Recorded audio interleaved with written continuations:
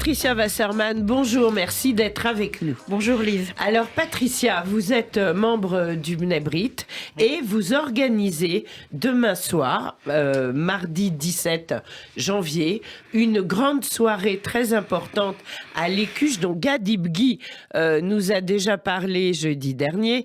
Cette soirée s'intitule Shalom Ukraine. Alors pourquoi ce nom? Shalom, bonjour, shalom, au revoir. Shalom, ça veut dire les deux. De quoi s'agit-il? La troisième version, j'adore, allez-y. La troisième version, shalom, ça veut aussi dire paix. Bien sûr. Ça veut aussi dire paix. Donc shalom représente bonjour et la paix. Et la paix. Et la solidarité. Alors le 24 février 2022, la Russie a déclaré la guerre à l'Ukraine. Donc on est aujourd'hui le 16 janvier et la loge Georges Gershwin dont je suis présidente a jugé utile de marquer sa solidarité à l'Ukraine et rappeler les fêtes. Oui. Rappeler les fêtes. Donc cette soirée sera composée en 2 plateaux importants. Oui, donc je rappelle, ce sera à l'Écuche. À l'Écuche, en partenariat avec l'Écuche. Voilà. 2 plateaux, un plateau Alors le premier plateau, allez-y. Le premier plateau concernera l'aspect politique général, oui, animé par Aline Lebaille-Crémer, qui est journaliste que beaucoup de monde connaît. Et le deuxième sera plus axé sur la situation de la communauté juive en Ukraine et celle de Russie également, pour voir comment est la vie juive, malgré tout ça, en Ukraine et en Russie. C'est important, parce qu'on oublie de le dire, mais les Russes souffrent aussi. Les Russes souffrent aussi. Oui. Et honnêtement, je pense que la communauté juive russe est plus en danger que la communauté juive en Ukraine. Ah oui, carrément. Oui. Donc, pourquoi ? Pourquoi ça, ils vont devoir trouver certainement des boucs émissaires à ce qui arrive à cette défaite russe pour l'instant. Oui. Et le juif, comme bouc émissaire, est juste.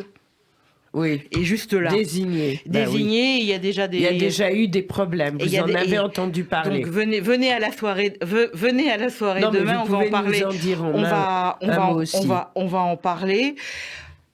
La vie juive se passe totalement normalement en Ukraine. Oui. C'est une vie, voilà, ils sont dans la même tourmente que les Ukrainiens. D'accord. Qu'on soit juif ou pas juif. Oui, la tourmente est la même. La tourmente est la même. Alors, qui seront les invités du premier plateau, Patricia Wasserman?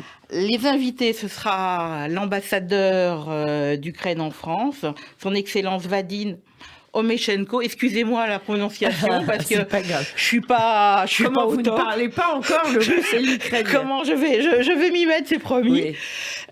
Il y aura le prix Nobel de la paix 2022, Olensandra Mavitchouk, oui, qui est également présidente de l'ONG Centre pour les libertés civiles.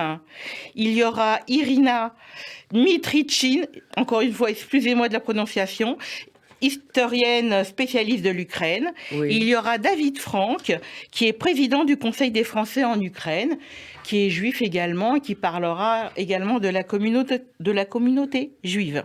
Et alors, toutes ces personnes parlent français ou il y aura des traducteurs? Ça va se passer comment? Il y aura des traducteurs pour la traduction immédiate. Pour ceux Il y aura des interviews enregistrées, oui, pour ceux qui sont déjà en Russie, parce qu'ils pourront peut-être être en live, mais comme les communications entre l'Ukraine, des fois c'est compliqué, pour être synchro, on a préféré jouer la sécurité, oui, qui seront traduits aussi également. Oui. Et il y aura aussi le rabbin Lévi Matusov pour parler, qui est... Alors, qui est-il? Expliquez-nous. Et le représentant de la Fédération des communautés juives d'Ukraine auprès des institutions européennes. Ah là là, oui, en effet. Donc ça va être des plateaux exceptionnels, avec des personnalités qui, ensemble, n'ont pas toujours l'occasion de s'exprimer. Depuis combien de temps avez-vous conçu cette soirée haute en couleurs, apparemment? Écoutez, on en parle depuis 2-3 mois, avec des incertitudes. C'est un pays en guerre. qui comme intervenant, qui pouvait, qui ne pouvait pas. Oui. On a eu une ouverture de l'affaire là en janvier, donc Oui. On l'a fait. Les représentants juifs de la communauté juive française seront présents. Il y aura Yonatan Arfi, il y aura Elie Korchia, il y aura Philippe Meyer. Alors, je dois citer leurs titres, tout le monde les connaît. Yonatan Arfi, président du CRIF, voilà, bien sûr, oui. Qui seront là et qui montreront, qui parleront, qui auront... Au nom de la communauté juive française, oui. Tout à fait. Et ce qui est arrivé hier soir, donc le scoop, nous avons le soutien de Bernard-Henri Lévy pour cette soirée, qui sera peut-être là, ou sinon, il nous envoie un message que nous lirons. Vous lirez en direct. Que nous lirons en direct. De solidarité, exactement. Bien sûr. Et en soutien, et qui nous dit merci d'organiser cette soirée. Bien sûr. Il y aura deux parties musicales. Ah oui. Il y aura un entracte musical avec notre ami Fred Zetoun. Mais oui. Qui est un soutien de la première heure, qui est un ami personnel, un ami de la loge, et qui a voulu être là, et j'en suis tout à fait ravie. Oui. Et il y aura une concertiste, et la soirée terminera par une concertiste ukrainienne qui fera un petit concert au piano. Donc ça va être une soirée haute en émotion, en information. Et possibilité de poser des questions. Bien Donc il y aura des réponses. Vous donnerez la parole à la salle. Tout à fait. Donc c'est une soirée qui va durer 3 bonnes heures, on peut le dire. Allez, on espère 2h30. Oui, voilà. On espère 2h30. Soirée à ne pas rater pour sortir des idées préconçues. Sortir de tout ce qu'on peut lire sur les réseaux sociaux, avoir la réalité de ce qui se passe, du climat géopolitique. Ne pas oublier qu'un des piliers du judaïsme, c'est l'humanisme. Oui, bien sûr. Et ça en fait partie. Voilà, ça nous tient à cœur. Encore une fois, le Mnebrit, c'est humaniste. Bien sûr. Et voilà, moi, pour parler de moi 2 minutes, moi je suis arrière-petite-fille de juifs ukrainiens, née à Kharkiv. Oui. Alors, l'histoire, je la connais. Oui. L'histoire, je la connais. Même dans ses pires... Même dans ses pires moments. J'ai mon sac à dos, comme tous ceux de ma génération. Oui. On a notre sac à dos. Mais pourtant, moi, dès les premières heures, j'ai été auprès de l'Ukraine. Parce que la neutralité ne sert jamais aux agressés, mais toujours aux agresseurs. C'est important ce que vous dites, et ça a été vérifié pendant la Seconde Guerre mondiale, bien sûr. Et ça a été vérifié pendant la Seconde Guerre mondiale. Donc, je fais mienne une phrase d'Elie Wiesel, que je vais, si vous voulez bien que je cite. Bien sûr.